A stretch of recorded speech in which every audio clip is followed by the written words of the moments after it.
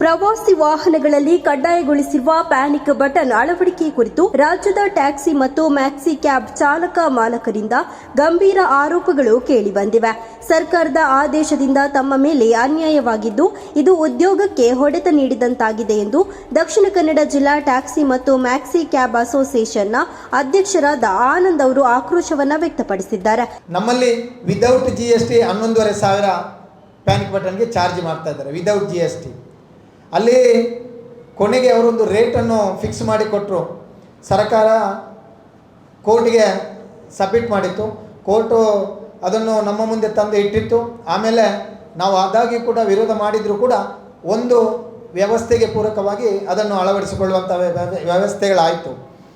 ಅದರಲ್ಲಿರುವಂಥ rate ಇರುವಂಥದ್ದು 8,120 ಸರ್ಕಾರ ಕೋರ್ಟಿಗೆ ಕೊಟ್ಟಿರುವಂಥ ರೇಟು. ಒಂದು 4+1 ವಾಹನದ ನಾನು ನಿಮ್ಮ ಮುಂದೆ ತರಲಿಕ್ಕೆ ಇಚ್ಛಿಸೋದಾದರೆ ಅದರ ರೇಟ್ ಇರುವಂಥದ್ದು ಬರೀ 8,199 ವಿದೌಟ್ GST ಒಂದು ಇನ್ಕ್ಲೂಡಿಂಗ್ ಮಾಡಿದರೆ ಅಂತೇಳಿ ಆದರೆ ಪ್ಲಸ್ ಅವ್ರದ್ದೊಂದು ಸರ್ವಿಸ್ ಚಾರ್ಜ್ ಫಿಟ್ಟಿಂಗ್ ಚಾರ್ಜ್ ಏನಾದರೂ ಸೇರಿಸಿದ್ರು ಕೂಡ ಆಗುವಂಥದ್ದು 9,500ಕ್ಕೆ ಬರ್ಬೋದು. ಆದರೆ 11,500 ಲೂಟಿ ಮಾಡಲಿಕ್ಕೆ ಪ್ರಾರಂಭ ಮಾಡಿದರು. ಪ್ರಾರಂಭದಲ್ಲಿ ನಾವು ಕೋರ್ಟಲ್ಲಿದೆ ಆಶಾಭಾವನೆಯೊಂದಿಗೆ 1 ವರ್ಷ ನಾವು ದೂಡಿದೆವು ಕೋರ್ಟಲ್ಲಿ. ಅಲ್ಲೂ ಕೂಡ ನಮಗೆ ಒಂದಷ್ಟು ನಮ್ಮ ಈ ಒಂದು ಏನು ನಮ್ಮ ಈ ಒತ್ತಾಯಕ್ಕೆ ನಮಗೆ ಅಲ್ಲಿ ನ್ಯಾಯ ಸಿಗುವಂಥದ್ದು ಕಂಡು ಬರಲಿಲ್ಲ. ಇನ್ನೂ ಕೂಡ ಕೋರ್ಟಲ್ಲೇ ಇದೆ. ಅಷ್ಟೊತ್ತಿಗಾಗಲೇ ನಮ್ಮ ವಾಹನಗಳನ್ನು FC ನಿಲ್ಲಿಸುವಂಥ ಪ್ರಯತ್ನವನ್ನು ಮಾಡಿತ್ತು ಸರ್ಕಾರ ಸಾರಿಗೆ ಇಲಾಖೆಯ ಮುಖಾಂತರ. ಎಷ್ಟು ಪರಿಪರಿಯಾಗಿ ಕಮಿಷನರಿಗಿರ್ಬೋದು ಸಾರಿಗೆ ಸಚಿವರಿಗೂ ಕೂಡ ವಿನಂತಿ ಮಾಡಿಕೊಂಡ್ರು ಕೇಳಲಿಲ್ಲ. ಕೊನೆಗೆ ನಾವು ಅದನ್ನು ಅಳವಡಿಸಿಕೊಂಡಾಯಿತು. ಸಾಲ ಸೋಲ ಮಾಡಿಕೊಂಡು ನಮ್ಮ ಸದಸ್ಯರುಗಳೆಲ್ಲ ಕಳೆದ ವರ್ಷ ಅಳವಡಿಸಿಕೊಂಡೆವು. ಈ ವರ್ಷ ನಮ್ಮನ್ನು ಅವರು ಒಂದು ಬಂಗಾರದ ಮೊಟ್ಟೆ ಇಡುವ ಕೋಳಿಯ ರೀತಿಯಲ್ಲಿ ಉಪಯೋಗಿಸಿಕೊಳ್ಳುವಂಥ ಒಂದು ಪ್ರಯತ್ನವನ್ನು ಮಾಡಿದರು. 1,800 ರೂಪಾಯಿ ಅದರಲ್ಲಿ ರೀಚಾರ್ಜ್ ಚಾರ್ಜ್ ತಿಂಗಳಿಗೆ 150ರಂತೆ 1,800 ರೂಪಾಯಿ ರೀಚಾರ್ಜ್ ಅಂತ ಹೇಳುವಂಥದ್ದು. ಆ ಸಿಮ್ಮನ್ನು ರೀಚಾರ್ಜ್ ಮಾಡಿಸುವಂಥ ವ್ಯವಸ್ಥೆ ಅಂತೇಳಿ ಅದರಲ್ಲಿ ಘೋಷಣೆ ಮಾಡಿದರು. ಅದರಲ್ಲೇ ರೇಟ್ ಕೊಟ್ಟರು.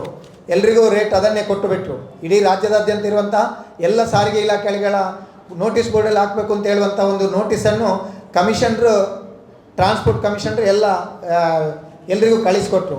ಆದರೆ ಇಲ್ಲೀಗ ಯಾರೆಲ್ಲ ರೀಚಾರ್ಜ್ ಮಾಡಲಿಕ್ಕೆ ಹೋಗಬೇಕೋ ಅಲ್ಲಿ ವಿದೌಟ್ GST ಬಿಡಿ ಇವನ್ ಬಿಲ್ಲು ಕೂಡ ಕೊಡದೆ 3,800 ಒಂದು ಲೂಟುವಂತಹ ಕೆಲಸವನ್ನು ಮಾಡ್ತಾ ಇದೆ. ಪರಿಯಾಗಿ ಎಲ್ಲರಲ್ಲೂ ನಾವು ವಿನಂತಿಯನ್ನು ಮಾಡಿಕೊಂಡೆವು. ಆದರೂ ಯಾರು ಕೂಡ ಅದರ ಬಗ್ಗೆ ಗಮನವನ್ನು ಹರಿಸ್ತಾ ಇಲ್ಲ. ಕಳೆದ ವರ್ಷ ರಾಜ್ಯ ಸರ್ಕಾರ ತುರ್ತಾಗಿ ಪ್ಯಾನಿಕ್ ಬಟನ್ ಅಳವಡಿಕೆಯನ್ನ ಕಡ್ಡಾಯಗೊಳಿಸಿತ್ತು. ಈಗಾಗಲೇ ಹಲವು ನಿಯಮಗಳನ್ನು ಪಾಲಿಸಿಕೊಂಡು ಬಂದಿರುವ ಚಾಲಕರಿಗೆ ಈ ಹೊಸ ನಿಯಮ ಹೆಚ್ಚುವರಿ ಆರ್ಥಿಕ ಹೊರೆಯನ್ನ ತಂದಿದೆ. ಏನು ಪ್ಯಾನಿಕ್ ಬಟನ್ ಫಿಟ್ ಮಾಡ್ತಾರ ಏಜೆಂಟ್ಗಳು ಅವರು 3,800 ತಗೊಳ್ತಾ ಇದ್ದಾರೆ. ಅವರಲ್ಲಿ ವಿಚಾರ ಮಾಡಿದರೆ ನಾವು ಯಾರು ಹೇಳಿದ್ದಾರೆ ಏನು ಅಂತೇಳಿ ನಾವು ಹೇಳಲಿಕ್ಕೆ ಆಗೋದಿಲ್ಲ ಅಂತ ಹೇಳ್ತಾ ಇದ್ದಾರೆ. ಪಕ್ಕದ 30 ಕಿಲೋಮೀಟರ್ ಇರುವ ಕೇರಳಕ್ಕೆ ಹೋಗಿ ನಾವು ಫಿಟ್ ಮಾಡಿಕೊಂಡ್ರೆ ಇವರಿಗೆ ಅದು ಆಗೋದಿಲ್ಲ. ಬೇರೆ ರಾಜ್ಯದಲ್ಲಿ ನಾವು ಫಿಟ್ ಮಾಡ್ಕೊಂಡು ಬರ್ಬೋದಲ್ವ ಅಂತ ಹೇಳಿದರೆ ಅಲ್ಲಿ ಆಗೋದಿಲ್ಲ. ಅಲ್ಲಿ ಫಿಟ್ ಮಾಡಿದ್ದು ನಮ್ಮ ರಾಜ್ಯಕ್ಕೆ ಅಳವಡಿಸಿಕೊಳ್ಳಿಕ್ಕೆ ಆಗೋದಿಲ್ಲ ಅಂತ ಹೇಳ್ತಾರೆ. ನಾವು ಆಲ್ರೆಡಿ ಫಿಟ್ ಮಾಡಿಕೊಂಡಿದ್ದಕ್ಕೆ ಮತ್ತೆ ಅದನ್ನು ಅಳವಡಿಸಿಕೊಳ್ಬೋದಲ್ಲ ಅಂತ ಹೇಳಿದರೆ ಅದು ಕೂಡ ಆಗೋದಿಲ್ಲ. ಎಲ್ಲಿಯವರೆಗೆ ಅಂತ ಹೇಳಿದರೆ ಇಲ್ಲಿ ಹೇಳಿದವರೇ ಆಗಬೇಕು. ಆದರೆ ದುರದೃಷ್ಟ ಅಂತ ಹೇಳಿದರೆ ಒಂದು ಎಲ್ಲಿಯ ತನಕ ಒಂದು ಮಂಗ ಮಾಡೋದು ಅಂತ ಹೇಳ್ತಾರೆ ಅಲ್ವಾ, ಆ ರೀತಿ ಮಾಡಿದ್ದಾರೆ ಅಂತ ಹೇಳಿದರೆ ಕೇರಳ ರಾಜ್ಯದವನೇ ಸರ್ವಿಸ್ ಇಲ್ಲಿಗೆ ಕೊಡ್ತಾ ಇರುವಂಥದ್ದು. ಇದರಲ್ಲಿದೆ 12 ಕಂಪನಿಗಳ ಹೆಸರನ್ನು ಹಾಕಿದ್ದೇನೆ. ಅದರಲ್ಲೊಂದು ಕೇರಳದಿಂದ ಒಂದು ಸಪ್ಲೈ ಆಗ್ತಾ ಇದೆ. ಅವನೇ ಇಲ್ಲಿ ಏಜೆಂಟ್ಗಳಿಗೆ ಸಪ್ಲೈ ಮಾಡ್ತಾ ಇರುವಂಥದ್ದು. ಆದರೆ ನಾವು ಅಲ್ಲಿ ಹೋಗಿ ಫಿಟ್ ಮಾಡ್ಕೊಂಡು ಬರಲಿಕ್ಕಿಲ್ಲ.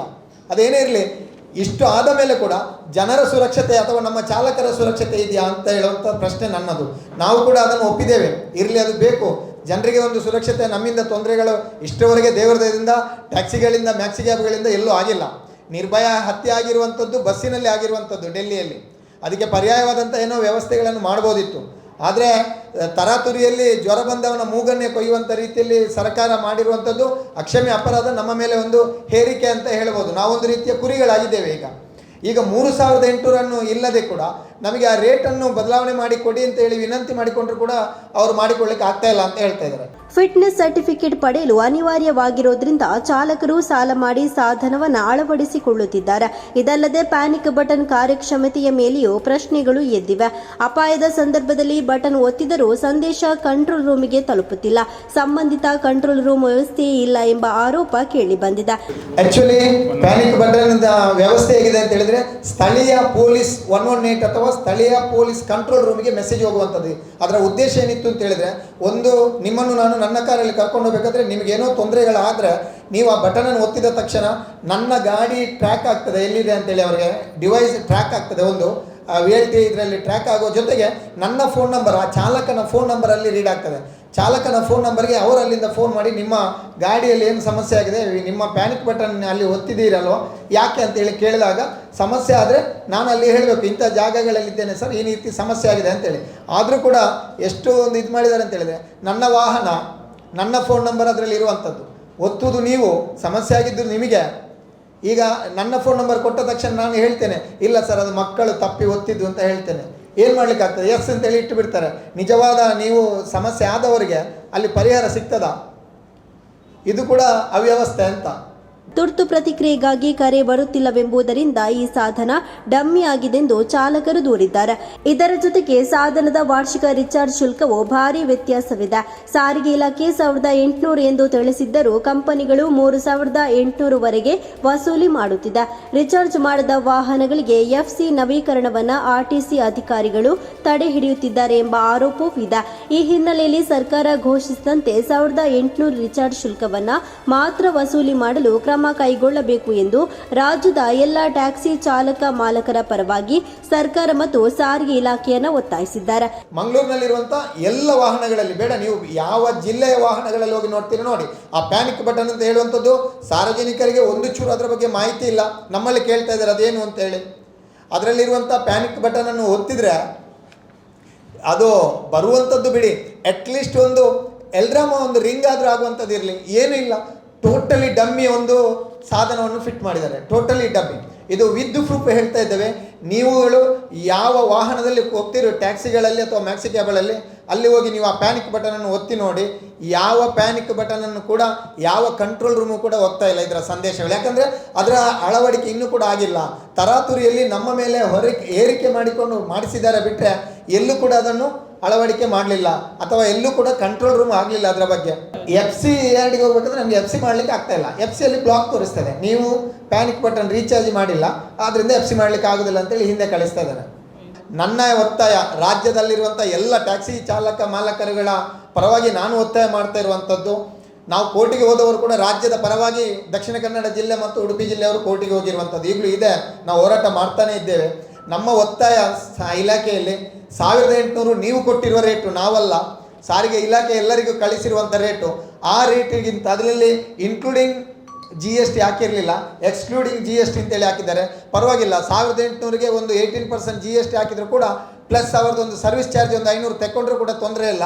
1950 2000 ಒಳಗಡೆ ಬರಬೇಕಾಗಿರುವಂಥ ಈ ಒಂದು ಸಾಧನದ ರೀಚಾರ್ಜಿಗೆ ಇವರು 3800 ಪಡ್ಕೊಳ್ತಾ ಇದ್ದಾರೆ. 3800 ಸ್ಥಳೀಯ RTO ಅಧಿಕಾರಿಗಳಿಗೆ ಹೋಗಿ ಕೇಳಿದರೆ ಹೇಳ್ತಾರೆ ನಮಗೂ ಅವ್ರಿಗೂ ಕನೆಕ್ಷನ್ ಇಲ್ಲ, ಅದು ಯಾರು ಹಾಕ್ತಾರೆ ನಮಗೆ ಗೊತ್ತಿಲ್ಲ, ನೀವುಗಳು ಎಲ್ಲಿ ಹಾಕ್ತೀರ ಅಳವಡಿಸ್ಕೊಂಡು ಬನ್ನಿ, ನಾವು FC ಮಾಡ್ತೇವೆ ಅಷ್ಟೇ ಅಂತೇಳಿ ಹೇಳ್ತಾರೆ. ಆದರೆ ಅದನ್ನು ಹಾಕದಿದ್ದರೆ ನಮಗೆ ಮೇಲ್ಗಡೆಯಿಂದ ವಾಹನ ಪರಿವಾರದಲ್ಲಿ ಬ್ಲಾಕ್ ಆಗಿದೆ ನಿಮ್ಮದು, ಅದಕ್ಕೆ ನಮಗೇನು ಮತ್ತೆ ಮಾಡಲಿಕ್ಕೆ ಆಗೋದಿಲ್ಲ ಅಂತ ಹೇಳುವಂಥ ಉತ್ತರವನ್ನು ಕೊಡ್ತಾರೆ. ಒಟ್ಟು ಗೊಂದಲದ ಒಂದು ಸ್ಥಿತಿಯನ್ನು ನಿರ್ಮಾಣ ಮಾಡಿಕೊಂಡು ನಮಗೆ ಟೋಟಲಿ ಒಂದು ಅನ್ನದ ಮೇಲೆ, ನಮ್ಮ ದಿನ ಕೂಲಿಯಾಗಿ ನಾವು ಬದುಕುವಂಥ ಅನ್ನದ ಮೇಲೆ ನಮ್ಮ ಮೇಲೆ ಹೊಡೆತವನ್ನು ನೀಡ್ತಾ ಇದ್ದಾರೆ. ದಯವಿಟ್ಟು ಮಾಧ್ಯಮದ ಮುಖಾಂತರ ನಾನು ಸಾರಿಗೆ ಇಲಾಖೆ ಮತ್ತು ಸಾರಿಗೆ ಸಚಿವರಿಗೆ ಮತ್ತೊಮ್ಮೆ ಮನವಿಯನ್ನು ಮಾಡಿಕೊಳ್ಳುವಂಥದ್ದು, ತಾವುಗಳು ಮತ್ತೊಮ್ಮೆ ಪುನರ್ ಪರಿಶೀಲಿಸಿಕೊಳ್ಳಿ. ನೀವು ಹೇಳಿರುವಂಥ ರೇಟನ್ನು ಕೊಡುವುದಕ್ಕೆ ನಾವು ಸಿದ್ಧರಿದ್ದೇವೆ, ಚಿಂತೆ ಇಲ್ಲ. ನೀವು ಏನು ಸಾರಿಗೆ ಇಲಾಖೆ ಕೊಟ್ಟಿದೆ ಅದನ್ನು ಕೊಡ್ತೇವೆ. ಆದರೆ ದುಬಾರಿಯಾಗಿ ಈ ರೀತಿಯಾಗಿ ನಮ್ಮ ಮೇಲೆ ಕಡಿಯುವಂಥದ್ದನ್ನು ದಯವಿಟ್ಟು ನಿಲ್ಲಿಸುವಂಥ ವ್ಯವಸ್ಥೆಯನ್ನು ಮಾಡಿಕೊಳ್ಳಿ. ಒಂದು ವೇಳೆ ಇನ್ನೂ ಕೂಡ ನಾವು ಅದೇ ರೀತಿಯಾಗಿ ನೀವು ವರ್ತನೆಯನ್ನು ಮಾಡ್ತಿದ್ದೀರಿ ಅಂತೇಳಿ ಆದರೆ, ಅದೇ ಮೊತ್ತವನ್ನು ಮತ್ತೆ ಪಡ್ಕೊಳ್ತೀರಿ ಅಂತ ಆದರೆ, ನಾವು ಮುಂದಿನ ದಿನಗಳಲ್ಲಿ ಬೇರೆ ಬೇರೆ ಜಿಲ್ಲೆಗಳಲ್ಲಿ ಅನಿರ್ದಿಷ್ಟವಾದಿ ಮುಷ್ಕರವನ್ನು ಕೈಗೊಳ್ಳಬೇಕು ಅಂತ ಹೇಳುವಂಥ ತೀರ್ಮಾನವನ್ನು ನಾವು ಮಾಡಿಕೊಂಡಿದ್ದೇವೆ. ಆದಷ್ಟು ಶೀಘ್ರವಾಗಿ ಈ ಸಮಸ್ಯೆ ಬಗೆಹರಿಯದಿದ್ದರೆ ನಾವು ಅತಿ ಶೀಘ್ರದಲ್ಲಿ ಮಂಗಳೂರಿನಲ್ಲಿ ಕೂಡ ಒಂದು ಪ್ರತಿಭಟನೆಯನ್ನು ಹಮ್ಮಿಕೊಳ್ಳುವುದರ ಜೊತೆಗೆ ಒಂದು ಮುಷ್ಕರವನ್ನು ಮಾಡಬೇಕು ಅಂತ ಹೇಳುವಂಥ ತೀರ್ಮಾನವನ್ನು ನಾವು ಮಂಗಳೂರಿನಲ್ಲಿರುವಂಥ ಎಲ್ಲ ಟ್ಯಾಕ್ಸಿ ಸಮಾನ ಮನಸ್ಕ ಸಂಘಟನೆಗಳ ಜೊತೆ ಸೇರಿಕೊಂಡು ಮಾಡಬೇಕು ಅಂತ ಹೇಳುವಂಥ ನಿರ್ಧಾರವನ್ನು ನಾವು ಈಗಾಗಲೇ ಮಾಡಿದ್ದೇವೆ. ಸಾರಿಗೆ ಇಲಾಖೆ ಮತ್ತು ಸಚಿವರಲ್ಲಿ ಮನವಿಯನ್ನು ಮಾಡಿಕೊಳ್ಳೋದು, ಈ ವ್ಯವಸ್ಥೆಯನ್ನು ಸರಿಯಾದ ರೀತಿಯಲ್ಲಿ ಒಂದು ಮಾನದಂಡವಾಗಿ ಮಾಡಿ ಅಂತ ಹೇಳುವಂಥದ್ದು. ಮತ್ತು ಏನು ನಾವು ಇಷ್ಟೆಲ್ಲ ಅಳವಡಿಸಿದ್ರು ಕೂಡ ಆ ಪ್ಯಾನಿಕ್ ಬಟನ್ ವರ್ಕಿಂಗ್ ಆಗುವ ರೀತಿಯಲ್ಲಿ ದಯವಿಟ್ಟು ಮಾಡಿ, ಜನರ ಬಗ್ಗೆ ನಿಜವಾದ ಕಾಳಜಿ ಅಂತೇಳಿ ತಮಗೆ ಇದ್ದರೆ ಅದನ್ನು ವರ್ಕಿಂಗ್ ಕಂಡೀಷನ್ ಇಡುವಾಗೆ ನೋಡಿಕೊಳ್ಳಿ ಅಂತೇಳಿ ತಮ್ಮಲ್ಲಿ ನಾನು ಮತ್ತೊಮ್ಮೆ ಈ ರೀತಿಯಾಗಿ ಒತ್ತಾಯವನ್ನು ಮಾಡ್ತಾ ಇದ್ದೇನೆ. ಇನ್ನು ಈ ಸುದ್ದಿಗೋಷ್ಠಿಯಲ್ಲಿ ಜಿಲ್ಲಾ ಉಪಾಧ್ಯಕ್ಷ ಹರೀಶ್, ರಾಜೇಶ್, ಸುರೇಶ್ ಸಾಲಿಯನ್ ಹಾಗೂ ಪ್ರಧಾನ ಕಾರ್ಯದರ್ಶಿಯಾದ ಉದಯ್ ಕುಮಾರ್ ಉಪಸ್ಥಿತರಿದ್ದರು.